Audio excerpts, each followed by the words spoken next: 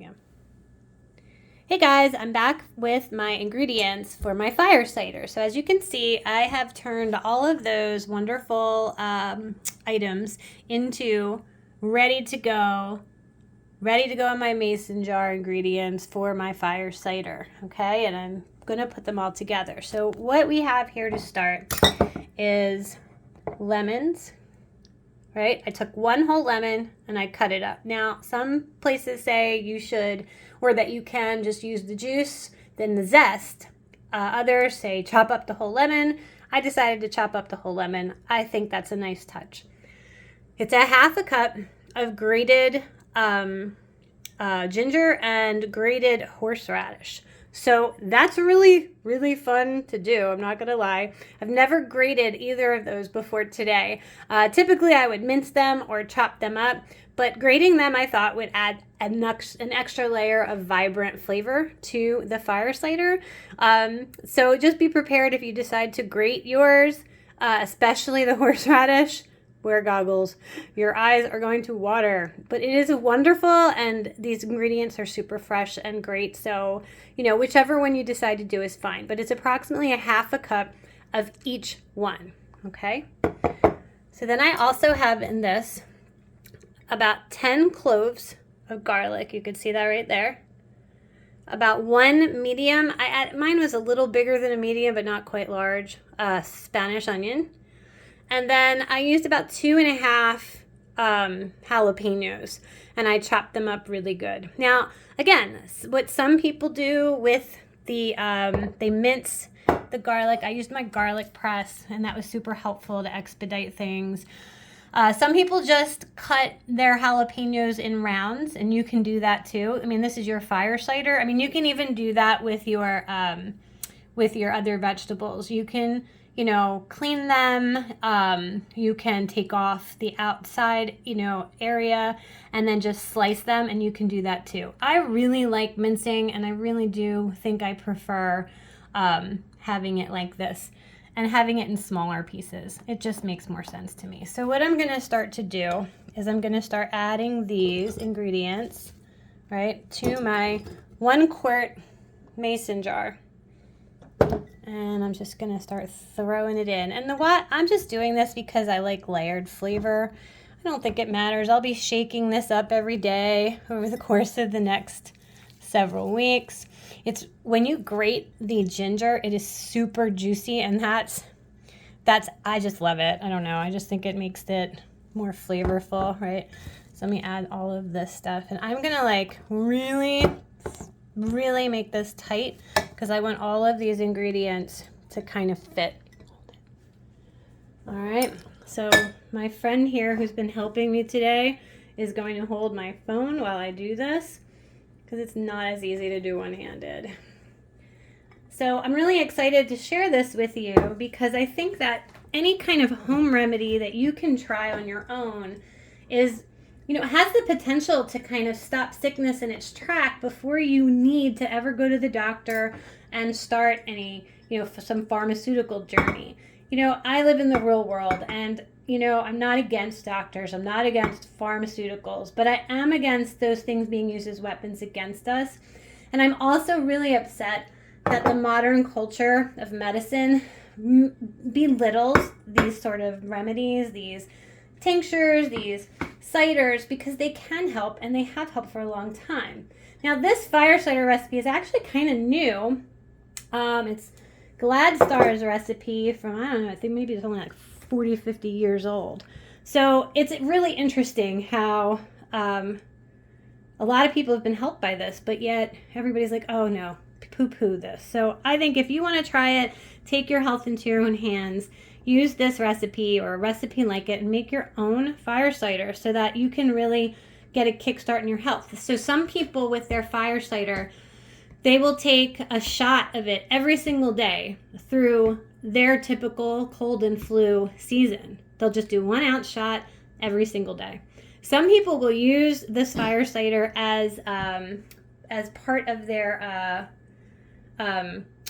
cooking. You can cook with it. Everything obviously is edible. When I'm finished with the cider, and I'll make a video on that when it's done, I'm going to keep all of these veggies and I'm going to use them to cook. So it'll be really, really nice. Now, before I add my apple cider vinegar, I do want to add my condiments here. So I'm going to do a 1/4 teaspoon of organic cayenne pepper. And I'm going to throw it in. And then I'm going to add a tablespoon of the turmeric powder. So this is super big, right? So I'm just going to grab it with my little quarter. And bear with me here. Okay, so I love turmeric. Now remember, turmeric is really good for the body, but it doesn't mean anything if you're not taking turmeric with black pepper. So that is another important ingredient in this. So I'm just going to dump the turmeric, add a little more than a tablespoon, but that is okay. And the peppercorns, I'm going to use a tablespoon of the peppercorns. Okay. All right. Now I thought about using ground pepper, and I might use that next time. I'm also going to throw in some of my own fresh dried rosemary. Okay, now I didn't have time to prepare this. I wasn't thinking, so I'm just going to add some. It's wonderful, aromatic, and it's super good for you, and it's going to taste delicious when it's all done. So I'm just going to go in here and pull it out.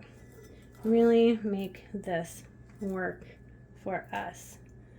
All right, so now I have everything in here, and I'm going to get my apple cider vinegar. I prefer Bragg organic raw unfiltered apple cider vinegar with the mother. Now this is a great thing to have. Every person should have this in their house. It's great for hair rinses. If you get ulcers in your mouth, it's great to swish with it. It's a great food. Carrot salad, oh my God, with apple cider vinegar is the best salad in the world. So if, you know, it's really good, versatile. So what I'm going to do is I'm going to slowly add the apple cider vinegar into my mason jar. And again, this is a quart mason jar. Now you can make these in smaller jars, but you want to get the most out of it. And of course you can make bigger. So I'm just going to keep on going. Make sure I get as much of it as I can. Okay. So you want to cover it, right? You want to make sure it's covered. All right. So, quick note. The honey. This is something I have it out for now, but I would put this at the end. So when I'm done after a month or so, I'm going to be shaking it every single day, keeping it in a cool, dark place so it's not exposed to the elements, you know, the sun and you know, fluctuating temperatures.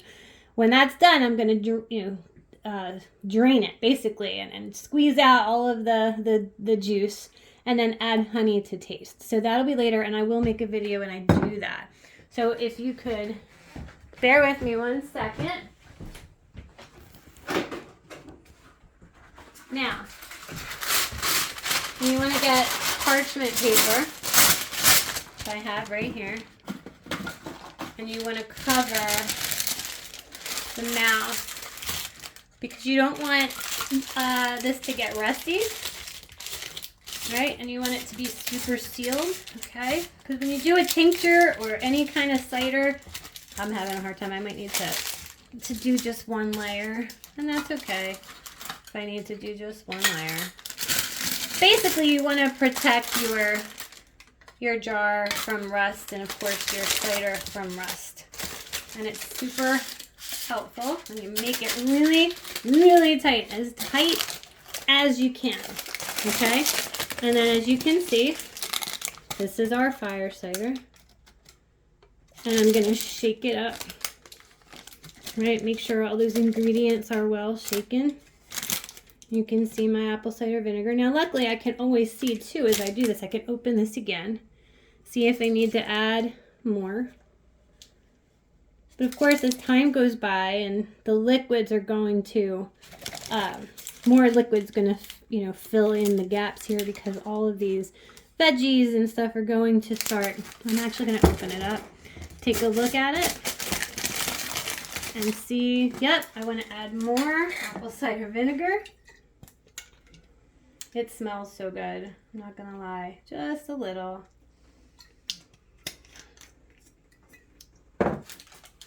I'm going to close this baby up, and I think we are going to be good to go with this. So I've got it nice and tight. I got it shaken up really well, and I'm just going to keep an eye on it over the next 4 to 6 weeks. So this is how you would make your fire cider, and when it's all done in about 4 to 6 weeks, I will do a video to show you how I strain it and create the actual fire cider. Okay? Thank you so much. Talk to you later.